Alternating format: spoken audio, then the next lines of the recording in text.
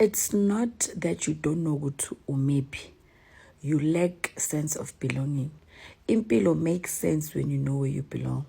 That's why you feel good. It's a must ukuthi you must get married. It's a must ukuthi usazi isibongo sakho ukuthi ubuyaphi. You feel like you need to belong somewhere. Kanti the only way to make it in life is to believe in yourself.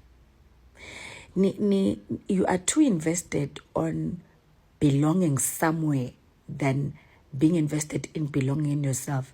That is why it is so easy for you to makufika ngoma sithi uphahle so uphahle, not knowing ukuthi akusindlela eniphahla ngayo again.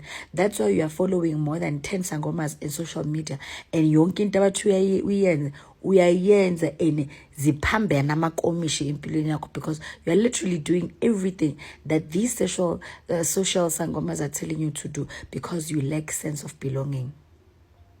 Sense of belonging ile nto eyenza ukuthi ucabanga ukuthi you not using your surname you into block ama blessings akho.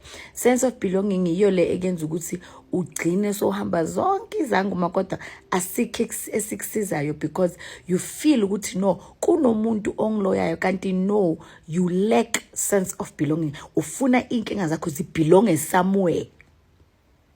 Kanti you forget ukuthi kenzeka ukuthi ezinye inkinga zize ngoba of your mistakes.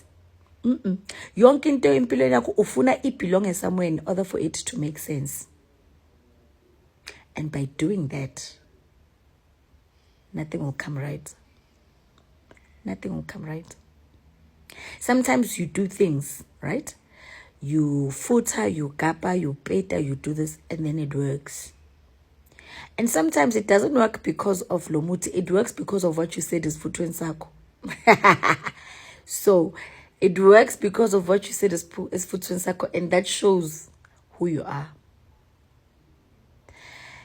People are not dying because of lack of knowledge now. People are dying because of lack of belonging. They want to belong. That's why when you're not in a relationship, you feel depressed because you want to belong somewhere. You feel like belonging somewhere. I see, it's fine.